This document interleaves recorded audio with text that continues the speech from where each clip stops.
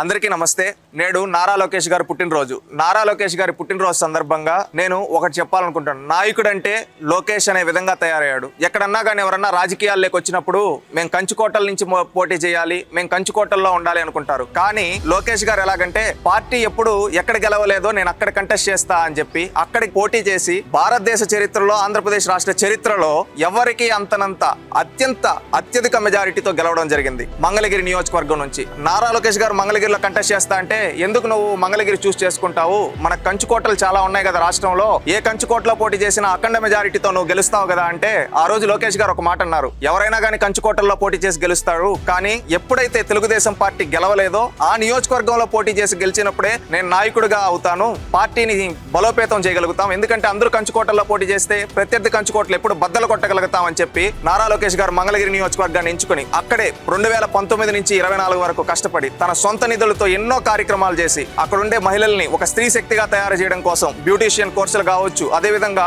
కుట్టు మిషన్లు ఇచ్చి కావచ్చు వాళ్ళని ఎంకరేజ్ చేశారు. అదే విధంగా అక్కడ రోడ్లు బాగలేకపోతే ఆనాడున్న ప్రభుత్వంలో కనీసం పట్టించుకోకపోతే తన సొంత నిధులతో రోడ్లు వేసి, నాయకుడంటే ఎప్పుడు అధికారమే కాదు ప్రతిపక్షంలో ఉండేటప్పుడు కూడా పని చేయొచ్చని చేసి చూపించిన వ్యక్తి లోకేష్. ఆ విధంగా పనిచేసి 2024 సార్వత్రిక ఎన్నికల్లో ఎవరికీ సాధ్యపడని ఆంధ్రప్రదేశ్ రాష్ట్ర చరిత్రలో 91,000 మెజారిటీతో, అఖండ మెజారిటీతో ప్రత్యర్థి కంచుకోట బద్దలు కొట్టి 1980 తర్వాత తెలుగుదేశం పార్టీ గెలవని నియోజకవర్గంలో గెలిచి చూపించాడు, నాయకుడయ్యాడు. ఇప్పుడుండే కొంతమంది రాజకీయ నాయకులు వాళ్ళ కంచుకోటల్లో పోటీ చేసినా కానీ ఇంత మెజారిటీ రాలేదంటే అది లోకేష్ మార్క్. ఎందుకంటే ఈ తరంలో మనం తెలుసుకోవాల్సింది, ఎవరైతే యూత్ రాజకీయాల్లోకి రావాలనుకుంటున్నారో వాళ్ళందరికీ లోకేష్ గారు పోటీ చేసే నియోజకవర్గం ఒక ఉదాహరణగా తీసుకొని ఆయన్ని మనం స్ఫూర్తిగా తీసుకోవాలి. ఎందుకంటే ఎప్పుడు కంచుకోటల్లో పోటీ చేయడమే కాదు, ప్రత్యర్థి కంచుకోటల్లో కూడా పోటీ చేసి పని చేస్తే ప్రజలు గెలిపిస్తారు, ప్రజలు మనల్ని గుండెల్లో పెట్టుకుంటారని నారా లోకేష్ గారు చూపించారు. ఈ విధంగా నేటి తరం యువతకు లోకేష్ గారు ఆదర్శం. అదే విధంగా చదువుకున్న వ్యక్తి. ఇప్పుడు మనం రాజకీయాలంటే ఇప్పుడు మాట్లాడుకుంటుంటాం, రాజకీయాలు ఏంద్రా, రౌడీలు ఉంటారు, క్రిమినల్స్ ఉంటారు,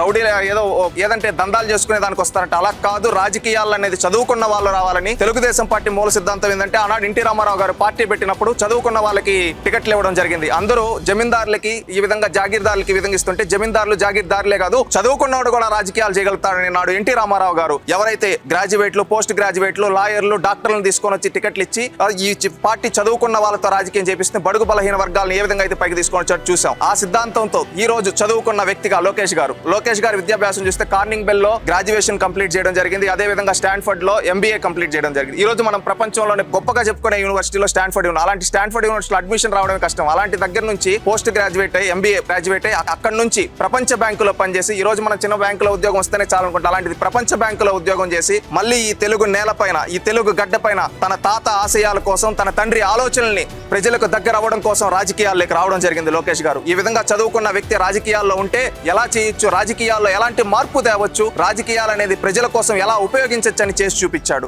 ఆ విధంగా చేసి చూపించడానికి ఈ రోజు మనందరం ఉదాహరణ గుర్తుపెట్టుకోవాల్సింది ఏంటంటే లోకేష్ గారు. ఎందుకంటే స్టాన్ఫర్డ్ యూనివర్సిటీలో MBA చేసి ఈ రోజు రాజకీయాల్లోకి వచ్చి ఒక సమూలమైన మార్పులు, అది పార్టీలో అయినా, ప్రభుత్వంలో అయినా, సమాజంలో అయినా ఒక మార్పుని తీసుకోవడం వచ్చాడని సగర్వంగా చెప్పగలుగుతాం. ఎందుకంటే మనం చూసుకుంటే పార్టీలో ఆయన 2009 నుంచి ఆనాడు రాజకీయాల్లోకి వచ్చినప్పుడు 2009లో క్యాంపైన్ మేనేజర్ గా పార్టీలో చంద్రబాబు నాయుడు గారికి చెప్తే ఆ రోజు క్యాంపైన్ మేనేజర్ కి ఇస్తే ఆ రోజు క్యాంపైన్ చూసుకోవడం ఇవన్నీ చేశారు. ఆ తర్వాత 2013లో తెలుగుదేశం పార్టీ సభ్యత్వం తీసుకున్న రోజు నుంచి మనం మొదలు పెడితే ఆయన ఆలోచనలు అనేది పార్టీలో ఒక సమూలమైన మార్పులు తీసుకొని వచ్చాయి. మనం భారతదేశ రాజకీయ వ్యవస్థలో చూసినట్లయితే ఏ పార్టీకి లేని విధంగా ఒక క్యాడర్ ని, ఒక బలమైన క్యాడర్ ని లోకేష్ గారు తయారు చేయడంలో సక్సెస్ అయ్యారు. అప్పుడు వరకు సభ్యత్వాలంటే ఏదో పేపర్ ముక్కలు ఉంటే అలా కాదు, డిజిటలైజేషన్ చేయాలని ఆన్లైన్ సభ్యత్వం తీసుకొని వచ్చి 2012 నుంచి కావచ్చు ఈ రోజు వరకు 2012, 14, 16, 18, 22, 24 ఇన్ని దఫాలు ఎంత అద్భుతంగా చేశారంటే సభ్యత్వం ఒక ట్రాన్స్పరెన్సీతో చేయడం జరిగింది. ఆ విధంగా ఒక మార్పు, సభ్యత్వం అనేది డిజిటలైజేషన్ చేసి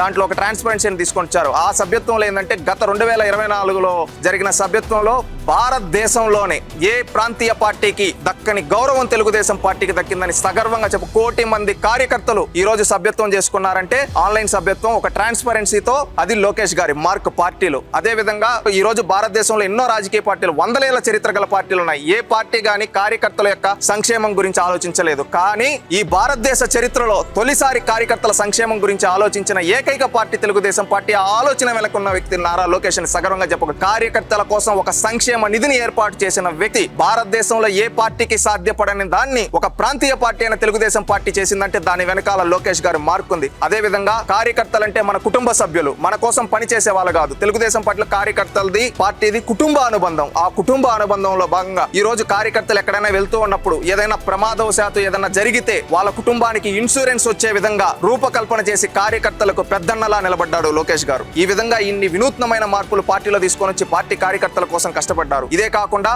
పార్టీలో నేడిచ్చే ప్రతి కార్యక్రమం ఒక డిజిటలైజేషన్ చేసి ఒక టెక్నాలజీని ఉపయోగించుకొని మధ్యలో ఎలాంటి లాబింగులు లేవు, పని చేసే కార్యకర్తకే దగ్గర అవుతాడు ఈ లోకేష్ అని చెప్పే విధంగా ఒక యాప్ తీసుకొని వచ్చి దాంట్లో ప్రతిదీ ఒక చిన్న మనం పేదల సేవలో ఇంటి దగ్గరికి వెళ్ళి పెన్షన్ ఇచ్చే కార్యక్రమం కాడి నుంచి మొదలు పెడితే ఎన్నో పార్టీ ఇచ్చిన ప్రతి కార్యక్రమాన్ని దాంట్లో ఆన్లైన్ డిజిటలైజేషన్ చేసి చేస్తూ ఉన్నారు. దీని ద్వారా ఏంటంటే కార్యకర్త గ్రామ స్థాయి కార్యకర్త కష్టపడే పని కూడా జాతీయ అధ్యక్షుడు నారా చంద్రబాబు నాయుడు గారు తెలిసే వరకు ఒకే లైన్ తీసుకొని వచ్చి ఒక యాప్ తీసుకొని వచ్చి దీని ద్వారా ఏంటంటే మధ్యలో ఇంకెవరి దగ్గరకు వెళ్ళి మనం పదవుల కోసం అడగాల్సిన అవసరం లేదు, లాబింగ్లు చేయాల్సిన అవసరం లేదు, సిఫార్సులు చేయాల్సిన, కష్టపడితే కార్యకర్తకు ఆటోమేటిక్ గా పదవి వచ్చే విధంగా ఒక టెక్నాలజీని ఉపయోగించి ఈ విధంగా చేయడం అనేది ఒక నిజంగా చెప్పుకోవడానికి ఏంటంటే కార్యకర్తే అధినేత అని నారా లోకేష్ గారు ప్రకటించిన దానికి ఇది ముఖ్య ఉద్దేశం అని కూడా మనం చెప్పుకోవచ్చు. ఎందుకంటే మిగతా పార్టీలో అంటే కార్యకర్తల్ని ఎలక్షన్ల కోసం ఉపయోగించాం, కానీ తెలుగుదేశం పార్టీలో కార్యకర్త మాటే శిరోధార్యం. ఎందుకంటే నాయకులు వస్తూ ఉంటారు పోతూ ఉంటారు, కానీ కార్యకర్త మాటకే ఈ తెలుగుదేశం పార్టీలో వాల్యూ ఉంటుంది.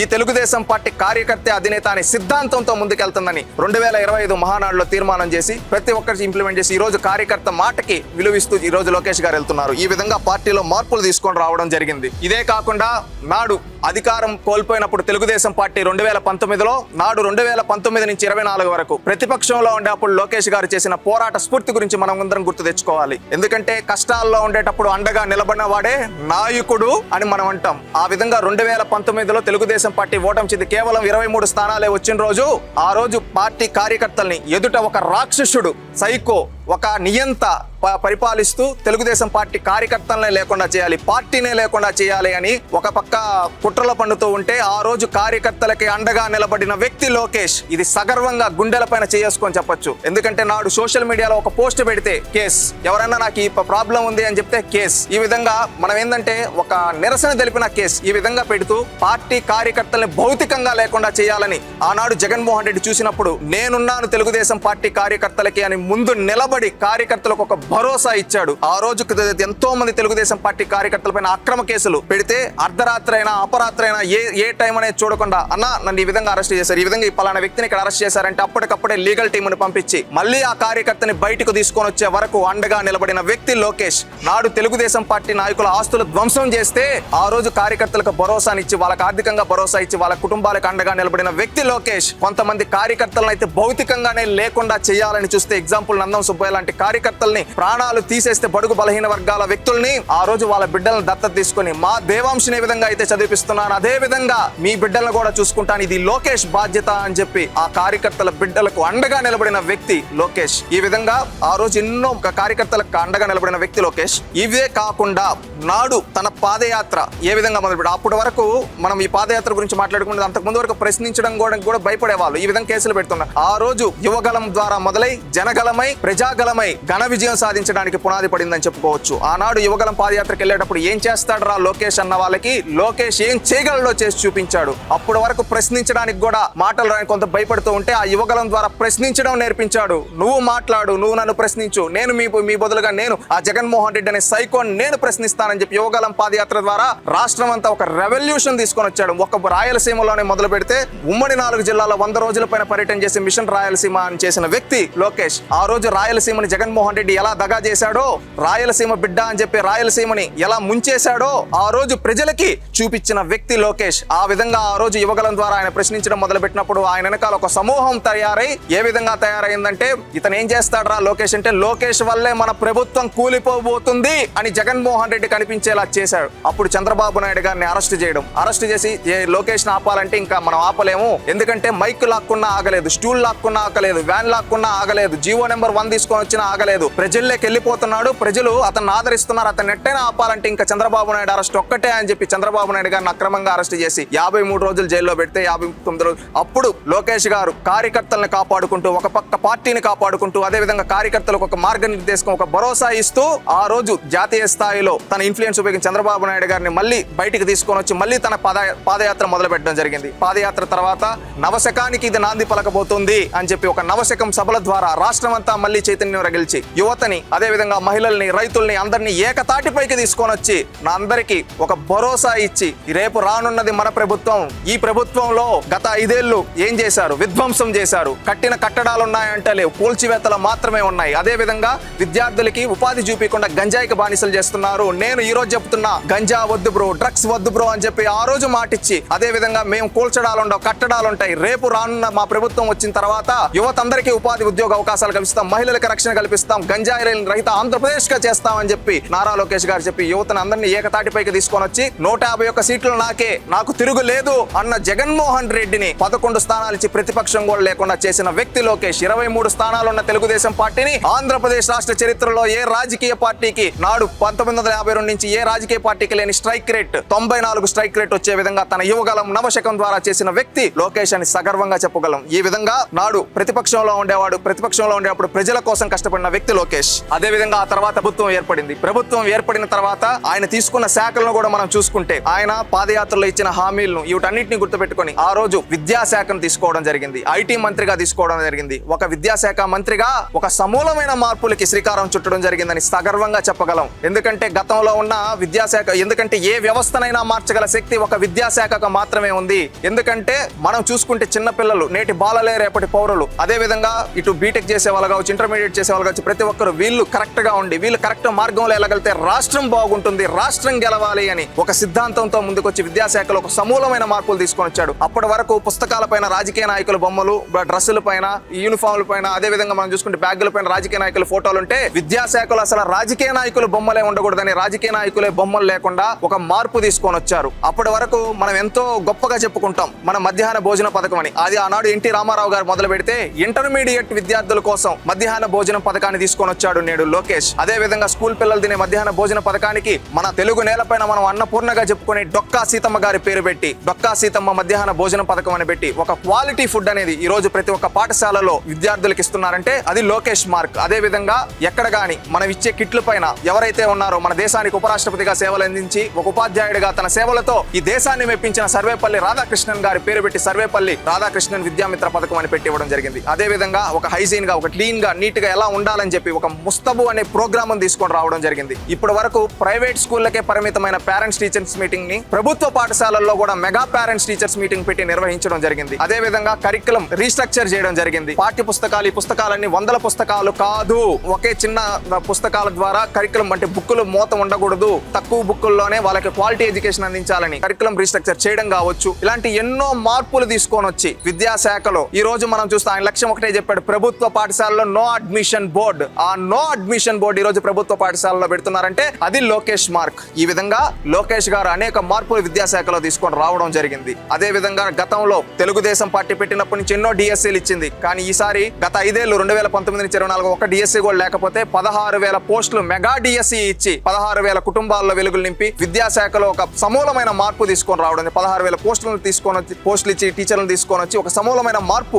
లోకేష్ గారు తీసుకొని రావడం జరిగిందని సగర్వంగా చెప్పుకోగలం విద్యాశాఖలో. ఈ విధంగా అనేక మార్పులు తీసుకొని వచ్చి విద్యాశాఖలో ఈ దేశానికే ఒక మోడల్ ఆఫ్ ఎడ్యుకేషన్ ఎలా ఉండాలంటే ఆంధ్రప్రదేశ్ చూపించే విధంగా ఆంధ్రప్రదేశ్ ఎడ్యుకేషన్ సిస్టమ్ లో మార్పులు లోకేష్ గారు తీసుకొని వచ్చారని సగర్వంగా చెప్పగలం. అదే విధంగా ఒక ఐటీ మంత్రిగా నాడు పాదయాత్రలో చెప్పాడు, ఈ ప్రపంచంలో ఉండే ప్రముఖ కంపెనీలన్నింటినీ ఈ ఆంధ్రప్రదేశ్ గడ్డపైకి తీసుకొని వస్తా అని. ఆ మాటకు కట్టుబడి ప్రభుత్వం వచ్చిన తర్వాత నిరంతరం ఈ రాష్ట్ర యువతకి ఉపాధి కల్పియాలి, ఉద్యోగాలు కల్పియాలి, అన్ని రంగాల్లో ఉద్యోగాలు కల్పియాలి అని చెప్పి ఎన్నో ప్రముఖ ప్రసిద్ధి కంపెనీలు ఈ రాష్ట్రానికి తీసుకొని రావడం జరిగింది. దాంట్లో ముఖ్యంగా మనం చెప్పుకుంటే ఒక టీసీఎస్, ఒక కాగ్నిజెంట్, ఒక గూగుల్, ఒక ఆర్సిలర్ మిట్టల్, ఒక రెన్యూ, ఈ విధంగా చెప్పుకుంటే ఎన్నో కంపెనీలు తీసుకొని వచ్చి యువతకి ఉద్యోగాలు చూపిస్తూ ఉన్నారు. ఎందుకంటే గతంలో 20 లక్షల ఉద్యోగాలు అనే ఒక హామీ ఇవ్వడం జరిగింది. ఆ హామీకి మా పార్టీ కట్టుబడి ఉంది, మా ప్రభుత్వం కట్టుబడి ఉంది. ఈ లోకేష్ మాట ఇచ్చాడు, ఖచ్చితంగా 20 లక్షల ఉద్యోగాల రూపకల్పన అనేది ఈ తెలుగుదేశం పార్టీ చేస్తుంది అని చెప్పి ప్రతి ఎస్ఐబి సమావేశంలో దాదాపు 50,000 కోట్లు 30,000 కోట్లతో కంపెనీలన్నింటినీ అప్రూవల్స్ ఇస్తూ ఆ తర్వాత క్యాబినెట్ క్లియరెన్స్ ఇస్తూ వాళ్ళకి భూములు ఇస్తూ ఈ విధంగా ఒక ఈజ్ ఆఫ్ డూయింగ్ బిజినెస్ కాదు స్పీడ్ ఆఫ్ డూయింగ్ బిజినెస్ అనే విధంగా చేస్తూ ఈ రోజు అనేక కంపెనీలు తీసుకొని వస్తూ ఉన్నారు. ఒక సిఐ సమిట్ ద్వారా కావచ్చు, ఒక దావోస్కి వెళ్ళినప్పుడు కావచ్చు, ఈ విధంగా తీసుకొని వచ్చారు. ఇప్పుడు మనం ఎవరన్నా ఏమైనా కావాలంటే గూగుల్ కొడతాం, అలాంటి గూగుల్ నే ఈ రోజు వైజాగ్ తీసుకొని వచ్చారు. ఈ రోజు ఏంటంటే దేశానికే డేటా సిటీ ఏదంటే మన వైజాగ్ ను చూపించే విధంగా అన్ని రకాల కంపెనీల్ని నారా లోకేష్ గారు తీసుకొని రావడం జరిగింది. ఇప్పుడు కూడా ఈ రోజు కూడా నిరంతరం దావోస్ లో ఉంటూ రాష్ట్రానికి కంపెనీల కోసం పనిచేస్తూ ఉన్నారు. ఈ విధంగా యువత భవిష్యత్తు కోసం నారా లోకేష్ గారు నిరంతరం శ్రమిస్తున్నారని దీని ద్వారా మనం చెప్పొచ్చు. నైతిక విలువలు రాజకీయాల్లో ఎప్పుడైనా నైతిక విలువలతో కూడుకుని ఉండాలి. ఆయన ఒకే మాట చెప్తారు, ఎప్పుడైనా ప్రత్యర్థి పార్టీ వాళ్ళకు కూడా రాజకీయాలు చేద్దాం, ఎన్నికలప్పుడు రాజకీయాలు చేద్దాం, మిగతా సమయంలో రాష్ట్రం కోసం కలిసి పనిచేద్దాం, ఎందుకంటే ఈ రాష్ట్రం శాశ్వతం, మనందరి లక్ష్యం ఒకటే, రాష్ట్రం బాగుండాలి అని చెప్తారు. అదే విధంగా ఆయన అనేక సందర్భాల్లో యువతని రాజకీయాల్లోకి ఎంకరేజ్ చేయడం కావచ్చు, మహిళల్ని గౌరవించడం కావచ్చు, ఇలాంటివి ఆయన నుంచి చూసి ప్రతి ఒక్క యువత నేర్చుకోవాల్సిన అవసరం ఉంది. ఈ రోజు రాజకీయాల్లోకి రావాలనుకునే ప్రతి ఒక్కరికి లోకేష్ గారు ఒక ఐకానిక్ అని చెప్పుకోవచ్చు. ఎందుకంటే ఎలాంటి రాజకీయ చరిత్ర లేని ఎంతో మందిని తీసుకొని వచ్చి పార్టీలో అత్యున్నత పదవులు ఇచ్చి, ప్రభుత్వంలో అత్యున్నత పదవులు ఇచ్చి గౌరవించిన వ్యక్తి లోకేష్. ఎవరన్నా మేము రాజకీయాల్లోకి వస్తామంటే రండి, మిమ్మల్ని నేను గైడ్ చేస్తా, ప్రతి ఒక్కరు చదువుకోండి, చదువుకున్న తర్వాత మీరు రాజకీయాల్లోకి రండి, ఖచ్చితంగా మీ వెంట లోకేష్ ఉంటాడని చెప్పారు. అదే విధంగా ఒక నైతిక విలువలతో పెరగాలి. ఎందుకంటే ఆయన ఒక మాట అంటారు, అమ్మకు కూడా మనం చెప్పలేమంటే అది తప్పు అనే అర్థం, అలాంటి తప్పులు చేయొద్దండి అని చెప్తారు. అదే విధంగా మహిళల్ని గౌరవించాలి, ఎందుకంటే ఎక్కడైనా కానీ సమాజంలో జెండర్ డిస్క్రిమినేషన్ ఉండకూడదు, అదే మా లక్ష్యం అని చెప్తారు. ఎందుకంటే ప్రతి ఒక్కరు మహిళలు కావచ్చు, పురుషులు కావచ్చు, కలిసి పని చేయాలి, అది ఏదైనా కావచ్చు, వంట పని అయినా కావచ్చు, ఇంకొకటైనా కావచ్చు, ఏ మాత్రం మొహమాటం ఏం పడద్దండి అని చెప్పి ఆయన క్లారిటీగా చెప్తారు. ఎందుకంటే అందరూ సమానమే, అందరం కలిసి పనిచేయాలని ఒక గోల్స్ పెట్టుకోవాలి, ఈ విధంగా మనం కలిసి ఎదగాలి అని చెప్తూ ఉంటారు. ఎందుకంటే కొన్ని పదాలు కూడా వాడుతూ ఉంటారు సినిమాల్లో, గాజులు దొడుక్కున్నావా, చీర కట్టుకున్నావా, ఇలాంటి పదాలు వాడకూడదు, ఇలాంటి పదాలని పూర్తిగా మనం అవాయిడ్ చేయాలి, ఎందుకంటే మహిళల్ని మనం గౌరవించాలని ఆయన తన నుంచి మొదలుపెట్టి ఈ రోజు ఎక్కడైనా కానీ ఆయన పాదయాత్రలో కావచ్చు, ఆయన ఉన్న ప్రజా దర్బార్లో కావచ్చు, ఆయన ఎక్కడికైనా నిల్లప్పుడు కావచ్చు, ఎవరైనా మహిళలు వస్తే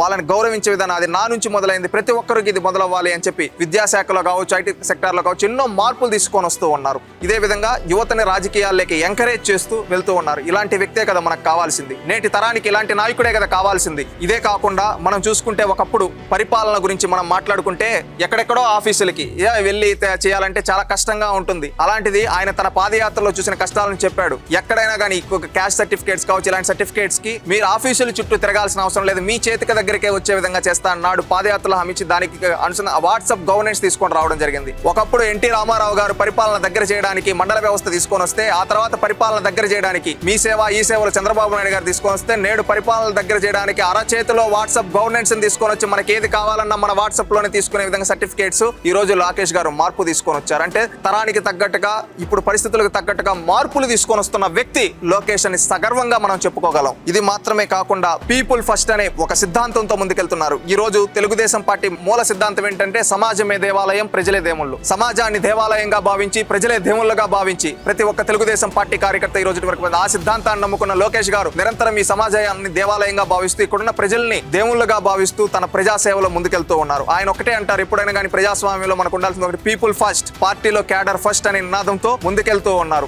ఈ రోజు ఒకటి సగర్వంగా చెప్పగలం లోకేష్ గారి గురించి, ఈయన ఎలాంటి వాడంటే కార్యకర్తలకు ఆదేశాలు ఇచ్చేవాడు కాదు, కార్యకర్తే అధినేత అని చెప్పే వ్యక్తి. అదే విధంగా కంచుకోటల్లో పోటీ చేసేవాడు కాదు, ప్రత్యర్థి కంచుకోటల్ని బద్దలు కొట్టేవాడు. అదే విధంగా నాకు సహాయం చేయండి అని వస్తే ప్రత్యర్థి అయినా గానీ సహాయం చేసే గుణమున్నోడు అని సగర్వంగా చెప్పగలం లోకేష్ గారి గురించి. ఈ విధంగా ఎన్నో సమాజ సేవా కార్యక్రమాలు చేస్తూ ప్రజలకు అందుబాటులో నిరంతరం ఉంటూ, ప్రజా దర్బార్ల ద్వారా, ప్రజా వేదికల ద్వారా నిరంతరం ఉంటూ ప్రజల సమస్యలను పరిష్కరిస్తూ ఈ రోజు ఒక నాయకుడిగా ఎదిగిన లోకేష్ గారు మన యువతరానికి ఒక స్ఫూర్తి. ఆయన ఇలాంటి పుట్టినరోజులు మరెన్నో జరుపుకొని రేపు రానున్న రోజుల్లో తెలుగుదేశం పార్టీకి, ఈ రాష్ట్రానికి ఒక భవిష్యత్ నాయకుడిగా వెలుగొందుతూ ఇంకా ఆయన ఆయురారోగ్యాలతో ఉండాలని మనస్ఫూర్తిగా కోరుకుంటూ, ఈ యువతరానికి స్ఫూర్తిగా నిలుస్తున్న లోకేష్ గారిని మనందరం స్ఫూర్తిగా తీసుకొని ముందుకెళ్ళాలి. ఆయన ఇలాంటి పుట్టినరోజులు మరెన్నో జరుపుకోవాలని మనస్ఫూర్తిగా కోరుకుంటూ హ్యాపీ బర్త్డే లోకేష్ అన్న.